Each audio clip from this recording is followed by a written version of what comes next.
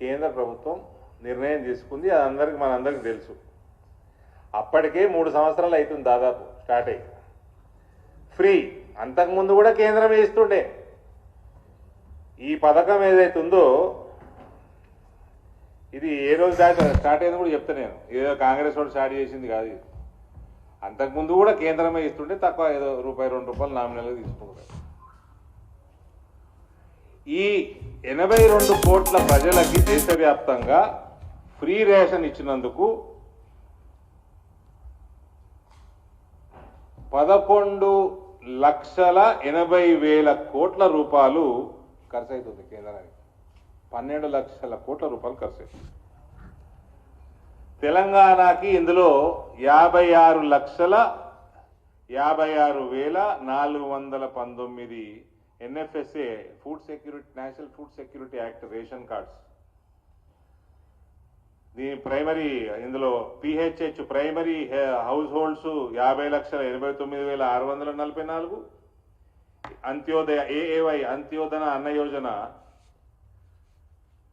5,66,775.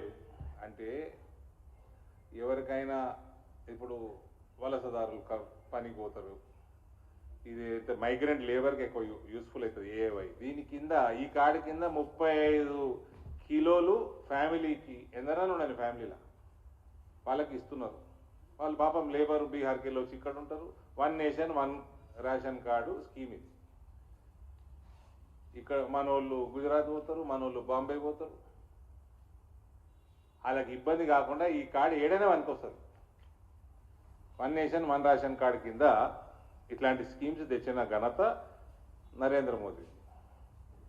తెలంగాణకు వచ్చేసరికి 2022-23లో 5,242 కోట్ల సబ్సిడీ ఖర్చు కేంద్రానికి. 23-24లో 5,367 కోట్లు. 24-25లో 4,178 కోట్లు. 25-26 అప్ టు 30th November 2025 2,822.66 కోట్లు. టోటల్ మొన్న నవంబర్ దాకా గత 22 ఏప్రిల్ నుంచి నవంబర్ 25 దాకా 17,610 కోట్ల రూపాయలు కేంద్రం నుంచి ఈ బియ్యం కోసం ఖర్చు పెట్టింది సెంటర్. ఇదేమి కాంగ్రెస్ 6 కిలోల బియ్యం కాంగ్రెస్ వాళ్ళు పెట్టింది కాదు. ఇదంతా 1 జనవరి 2015 మెదక్ డిస్టిక్లో ఆ రోజు ప్రారంభమైంది. ఆ రోజు ముఖ్యమంత్రి కేసీఆర్. కానీ స్కీముల మ్యాక్సిమం బియ్యము సెంటర్. ఈ 6 కిలోలల్లా 5 కిలోలు కేంద్రంవి, 1 కిలో రాష్ట్రం. ఈ రేవంత్ అసుంటోడు, ఈ చిన్న సీఎం అసుంటోడు ఒకడు ఒక ఊర్లో పొంకనాలు కొట్టుకుంటే తిరిగిండట. నేను పెద్ద భూస్వామిని, నాకు 200 ఎకరాలు ఉన్నాయి, ఇన్ని వేల కొబ్బరి బొండాలు దిగినాయి, ఇన్ని 100 టన్నుల మునక్కాడ వండింది అని పొంకనాలు కొట్టుకుంటే తిరుగుతున్నట. ఏంద్రా అని తీరా చూస్తే 200 ఎకరాలలో 199 సర్పంచ్ వాట, ఒక్కటి ఈయనదట. ఈయన చెప్పేది నేను సర్పంచ్ కలిసి మేము పెద్ద వ్యవసాయం చేస్తాం, నేను పెద్ద భూస్వామి అని చెప్పుకుంటే తిరుగుతుంది. అట్లున్నది రేవంత్ కథ.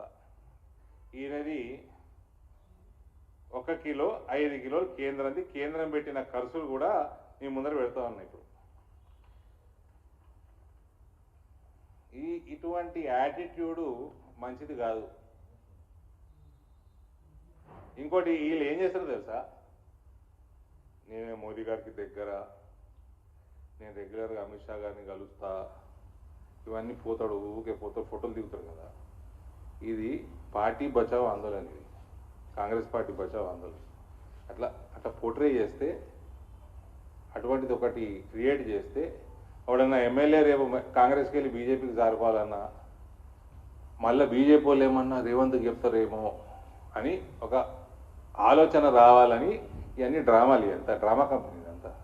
ఆనాడు కేసీఆర్ కూడా అదే చేసు, మమ్మల్ని జాయిన్ కమ్మంటున్నారు ఎన్డీఏ ప్రభుత్వంలో, మేము ఆలోచిస్తున్నాము అన్నాడు. నువ్వు ఆలోచిస్తావా? నీ బిడ్డ ఫస్టే దుంకుతాడు ఇప్పుడు క్యాబినెట్లో, నేను అడగకంటే ముందు.